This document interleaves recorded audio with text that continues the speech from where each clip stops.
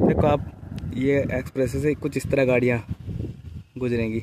सामने साइड की रेलिंग भी दिखाई दे रही है, वो किस तरह की रेलिंग है देखोगे तो एक्सप्रेस हल्का नीचे की तरफ झुका हुआ दिखाई देगा। 2-3 तरफ से अलग अलग खेतों के मालिक हैं और सामने की तरफ भी इस तरह से बाउंड्री वॉल करके ये सामने की तरफ से भी लॉक कर रहे थे। इसकी रेलिंग बनेगी एक तरीके से, साइड में वॉल बन जाएगी और ये भी काफ़ी मजबूत रहेगी क्योंकि ये वो लेन है। और यहाँ से अगर आपको दिल्ली या मंगलोर की तरफ जाना है तो इस रास्ते से सीधे निकल जाओ। मेन एक्सप्रेस भी यहाँ से चले ऊपर की तरफ से गुजरता रहेगा।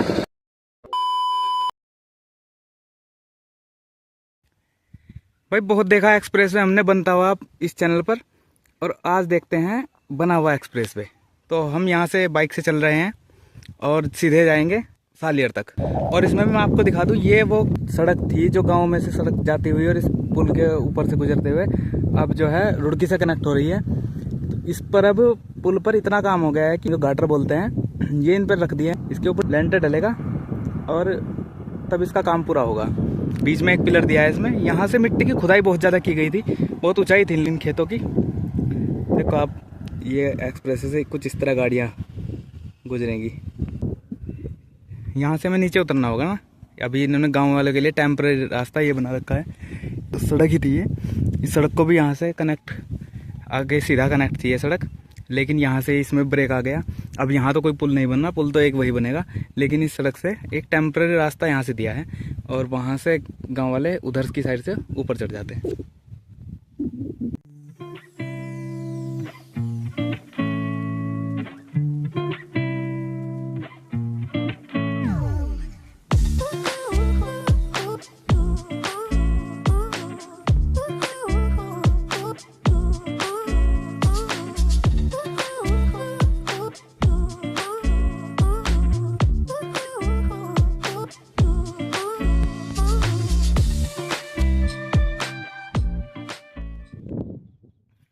छत्तीस 140 किलोमीटर का वो पॉइंट जिस पर अंडरपास बना हुआ है।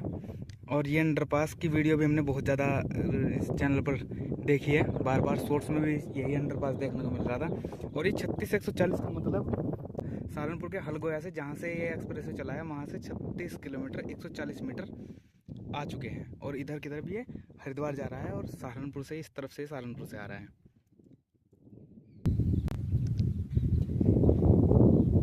ये नदी का सामने वो पुल जो एक सिपिन नदी थी, जंगल की बरसाती नदी है, ये छोटी ही नदी है, उस नदी का ये पुल है। सोलानी नदी का पुल इसके बाद है, ये उससे पहले ही एक नदी है जिसका ये पुल है, उससे पहले ये नदी है जिसका ये पुल है। बस कुछ मेजर पुल ही बचे हैं, जैसे ये नदी का पुल था और एक सोलानी नदी का पुल है, उसके बीच के जितने भी अंडरपास है वो सारे कंप्लीट हो गए हैं। उनके ऊपर से ही अब एक्सप्रेसवे पर जो वाहन चल रहे हैं वो गुजर रहे हैं। आप देखोगे इस तरह की कारें जो हैं एक्सप्रेसवे पर चल रही हैं। अब आगे देखते हैं, कुछ सामने साइड की रेलिंग भी दिखाई दे रही है, वो किस तरह की रेलिंग है चलकर देखते हैं।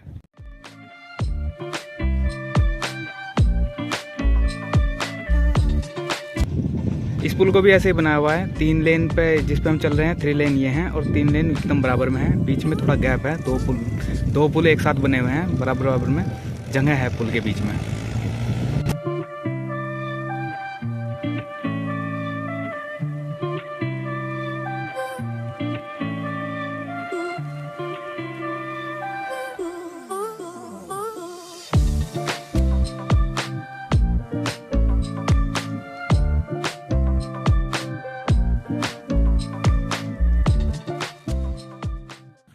हाँ बिल्कुल, ये साइड की जो हमें रेलिंग दिखाई दे रही थी, ये एकदम कॉर्नर पे इन्होंने एक दीवार बनाई है साइड में, इसकी बाउंड्री समझ लीजिए, इसकी लास्ट बाउंड्री है। ज़्यादा ऊंचाई तो नहीं है इसकी, 1 फुट ऊंचाई के लगभग ही होगी।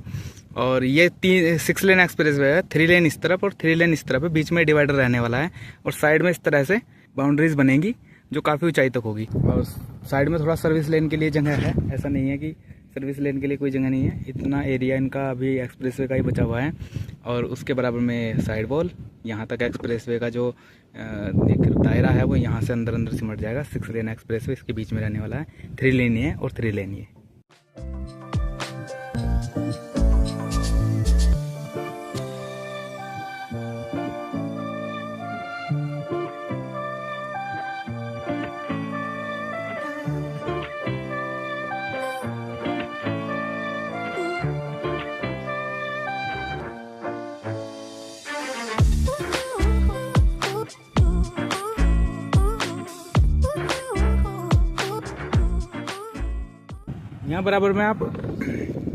यहाँ बराबर डिवाइडर पे आप देखो मिट्टी बढ़ाई गई है।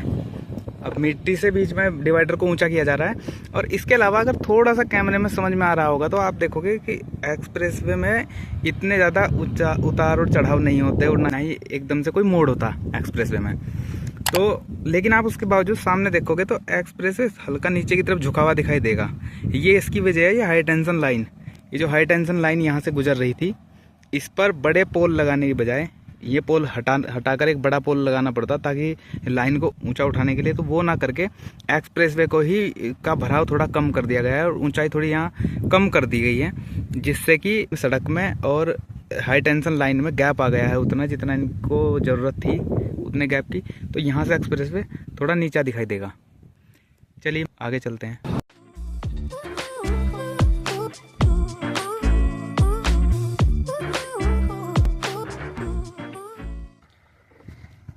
ये साइड की वो बाउंड्री वॉल है, जिस वॉल की वजह से पिछले दिनों यहाँ गांव में धरना प्रदर्शन हुआ था। धरना प्रदर्शन की वीडियो भी आपने बहुत ज़्यादा चैनल पर देखी थी।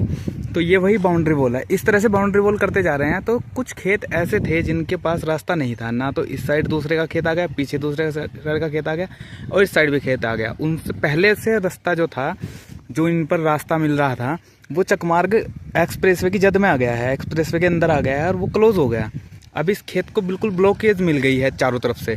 2-3 तरफ से अलग अलग खेतों के मालिक हैं और सामने की तरफ भी इस तरह से बाउंड्री वॉल करके ये सामने की तरफ से भी लॉक कर रहे थे, जिसके ऊपर पूरा विवाद हुआ था।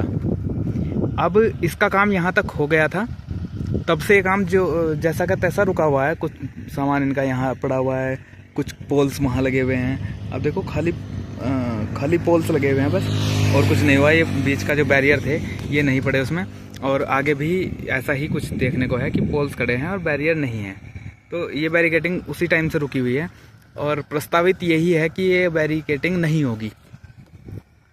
बाकी देखते हैं आगे सोलान नदी पहुंचने वाले हैं, वहाँ मशीनें हमें दूर से ही देखने को मिल रही हैं। चलिए वहाँ चलकर देखते हैं क्या काम हो रहा है।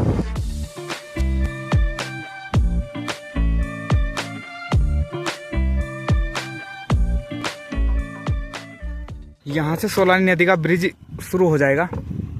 ये बराबर में आप सौर पैनल का एक प्लांट है, ये बहुत पहले से यहाँ पर व्यवस्थित है, बहुत पहले से यहाँ बना हुआ है और ये एकदम सोलान नदी के किनारे पर है। ये बीच में हमें सोलान नदी देखने को मिलेगी। ये काफ़ी बड़ी नदी है और बरसात में ही चलती है। अभी तो पानी ज़्यादा नहीं होगा, लेकिन बरसात के दिनों में बहुत ज़्यादा पानी रहता है। और ये पुल भी काफ़ी बड़ा है। ये 2 कारणों से बड़ा हो जाता है। आप देखोगे यहाँ से पुल स्टार्ट हो रहा है, ये पुल ही लगभग 700-800 मीटर का होगा और उसके तुरंत बाद ही सालेर तिराहे पर जो इंटरचेंज बन रहा है उसके लिए वहाँ पर कई हाईवे गुजर रहे हैं जिनके ऊपर से एक्सप्रेसवे गुजरना है, तो उसके लिए भी ब्रिज बनना है।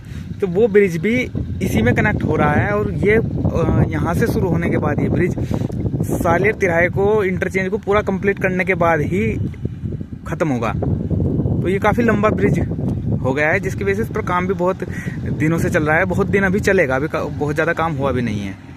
चलिए